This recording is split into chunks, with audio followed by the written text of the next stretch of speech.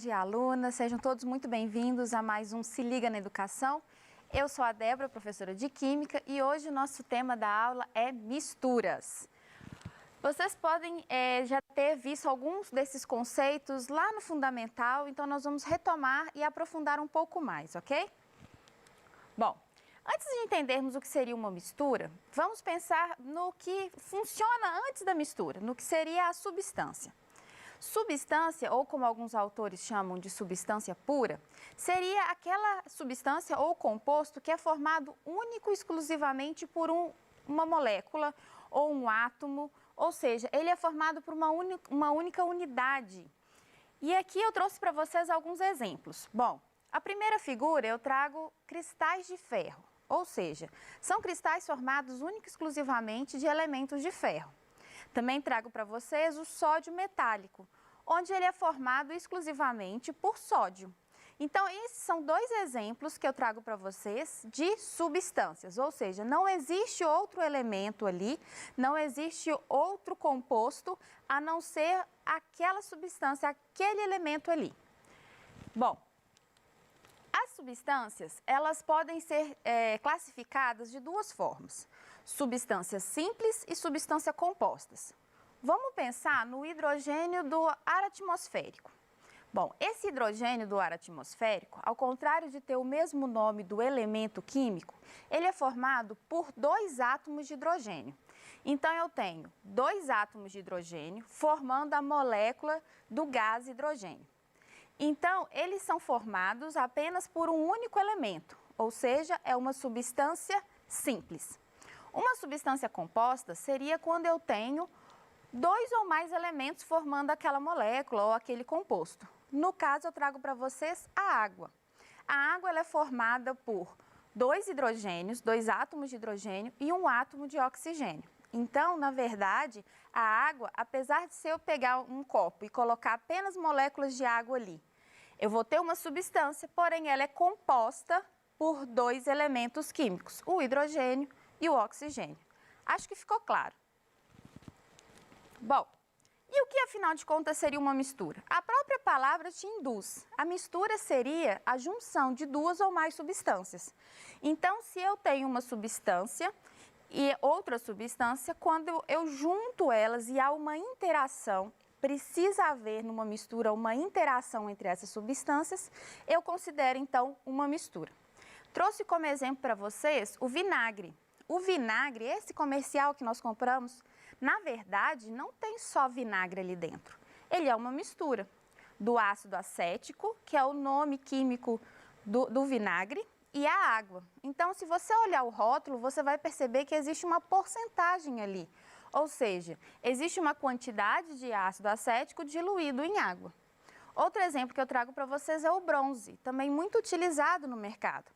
E ele é justamente a junção do cobre e do estanho. Por que eu trouxe esses exemplos para vocês?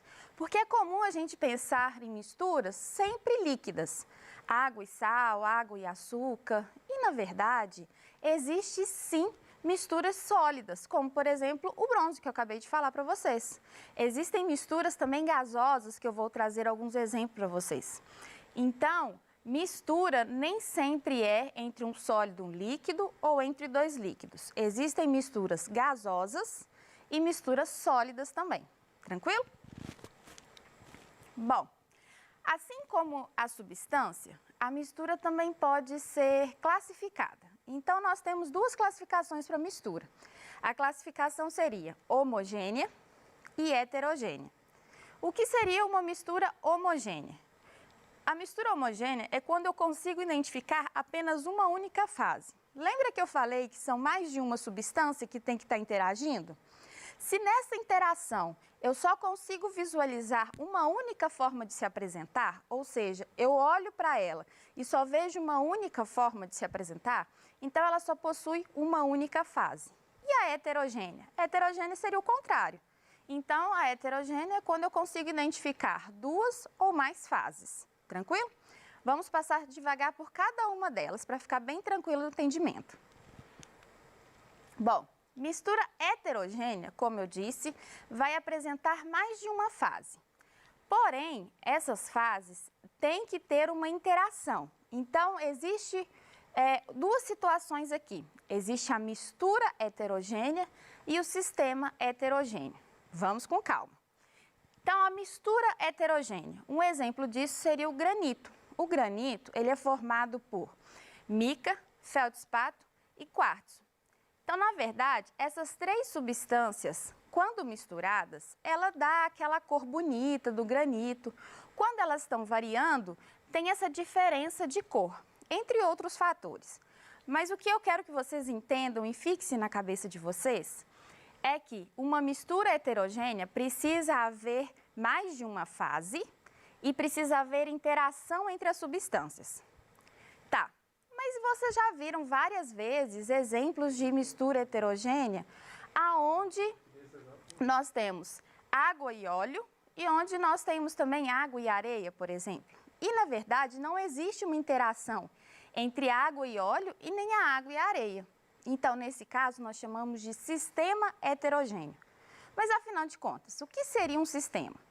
Sistema, vamos imaginar que eu queira descobrir a quantidade de gado produzido no mundo.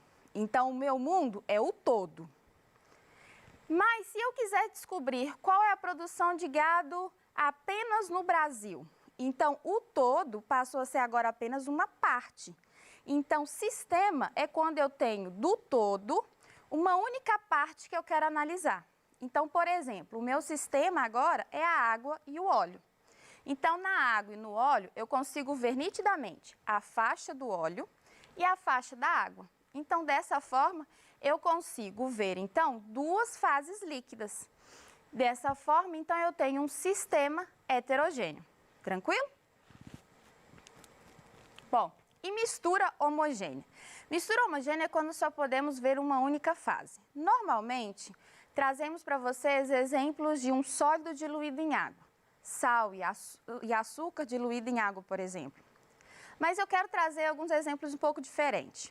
Sim, trouxe em gráfico. Eu sei que aluno não gosta de gráfico, mas é algo importante que precisamos entender no nosso dia a dia.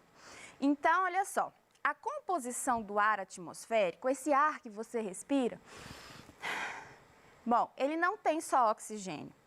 Na verdade, existem diversos outros compostos que você não consegue diferenciar.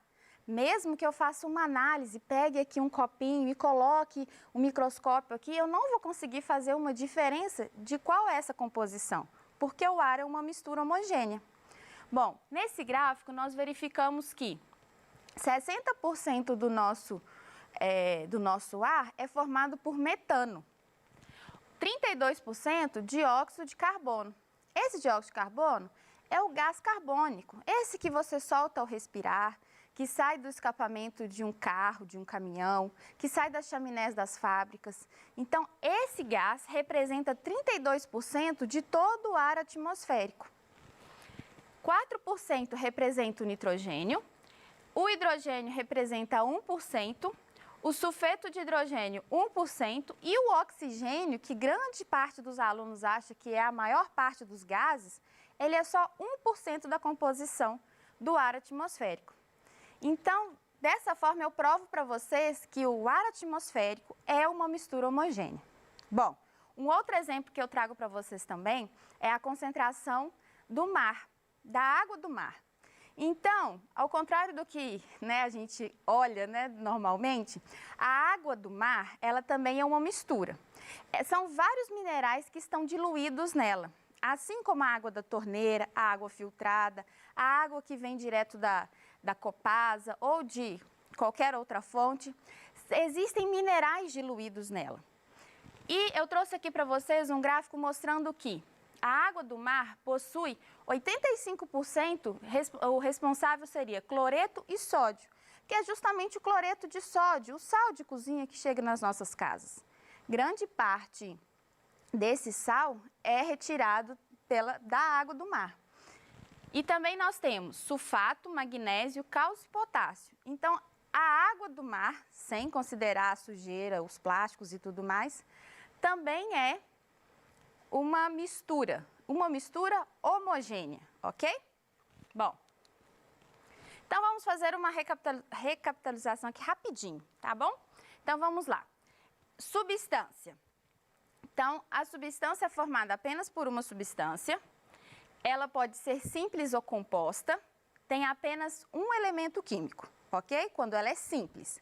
E quando ela é composta, ela tem mais de um elemento químico. Aqui eu trouxe como exemplo o gás oxigênio e o gás nitrogênio, que são formados por átomos de oxigênio e átomos de nitrogênio. O fósforo, por exemplo, também presentes em fertilizantes, ele é formado por 4 átomos de fósforo. Então, já tem um pouquinho aí de diferença.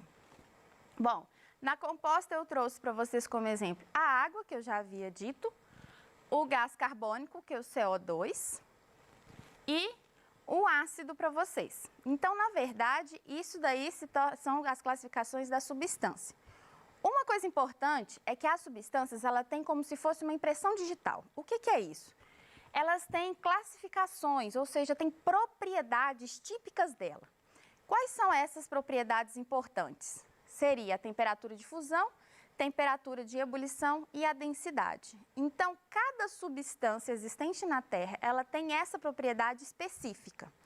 Quando eu faço uma mistura de mais de uma substância, essas propriedades passam a ser variáveis, porque vai depender da concentração de cada uma dessas substâncias interagindo. Bom, então olha só, quando eu tenho aqui uma mistura, então eu tenho 2 ou mais substâncias, ela pode ser homogênea ou heterogênea. Homogênea, uma única fase, exemplo, água e sal. Desde que o sal esteja totalmente diluído na água. Se o sal estiver precipitado lá no fundo, eu conseguir ver o sal depositado no fundo do copo, então aí já é uma mistura heterogênea, ok? Mistura heterogênea é quando eu vejo 2 fases. O exemplo aqui, água e óleo, é um sistema heterogêneo e não uma mistura heterogênea, porque não existe interação entre a água e o óleo.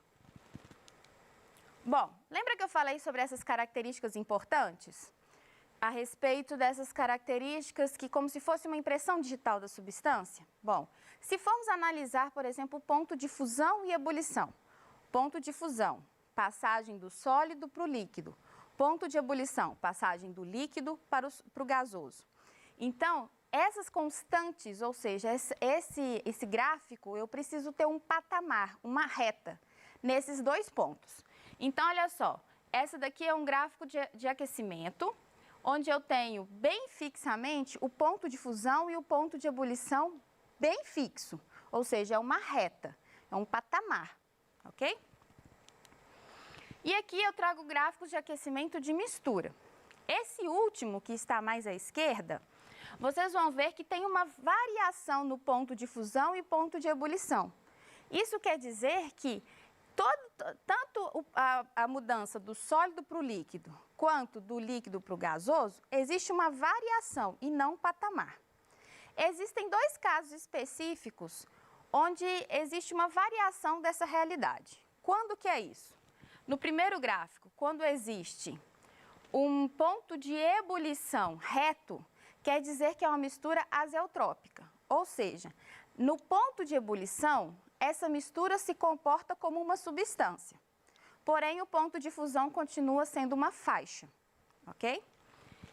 E a outra, quando o ponto de fusão ele se apresenta de forma reta, eu tenho uma mistura eutética. Então, quando eu tenho uma mistura eutética, é quando eu tenho o ponto de fusão se comportando como uma substância. Fora esses 2 exemplos, que são exceções à regra, a maioria vai se comportar como o terceiro gráfico.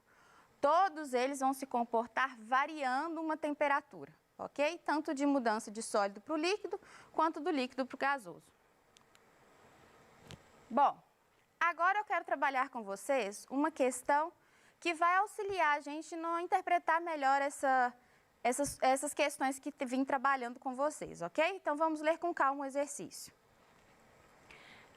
Foi de um vestibular que foi tirado.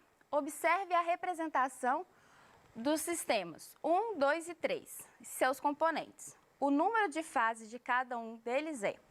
Então, olha só, no primeiro sistema eu tenho óleo, água e gelo. Gelo, gente, é água sólida, tá? Nós vamos considerar gelo aqui como água pura sólida. E toda vez que um exercício de falar de água, não é água da torneira, é água pura. Tranquilo? No segundo, nós temos água gaseificada e gelo. E no terceiro, nós temos água salgada, gelo, óleo e granito. Então, vamos por parte para ficar tranquilo. Bom, no primeiro, nós temos a faixa do óleo, a faixa do gelo e a faixa da água. Então, o que a gente consegue perceber? 3 fases: o óleo, o gelo e a água. Mas e os componentes? Nós temos o óleo, que é uma substância, um componente. E a água é a mesma componente do gelo. Então, nós temos 2 componentes mais 3 fases, ok? No segundo, nós temos a água gaseificada e temos o gelo. Então, nós temos, na verdade, o gás que está saindo, certo? A água e a água em forma de sólida, que seria o gelo. Então, nós temos 2 componentes e 3 fases, que seria o gelo, a água líquida e o gás. Tranquilo?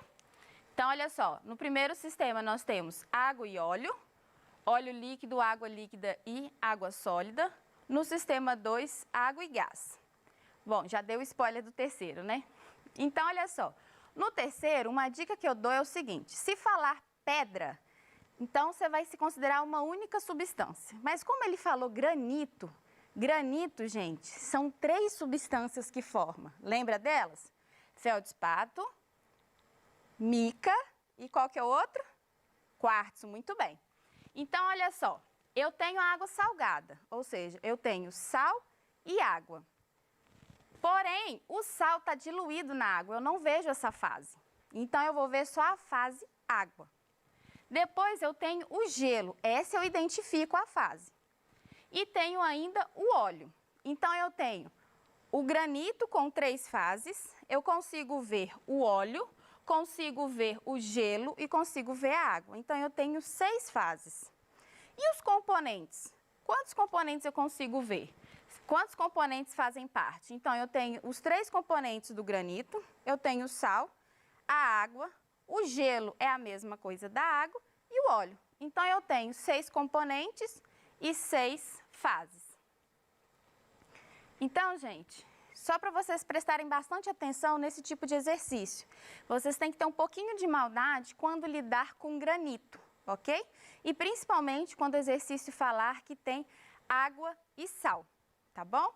Então, fazendo uma recapitulação aqui bem rapidinha. Então, nós vimos o conceito de substância, vimos que ela pode ser classificada em 2, simples e composta.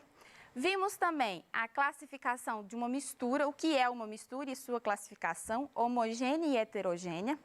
Vimos que existe dentro da substância uma que nós chamamos de identidade, certo?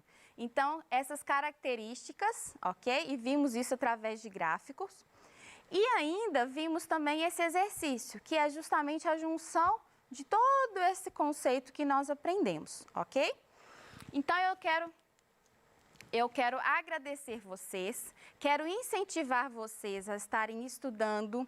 Se você já viu esse conceito de forma presencial, dê uma relida no conteúdo, dê uma relida no material.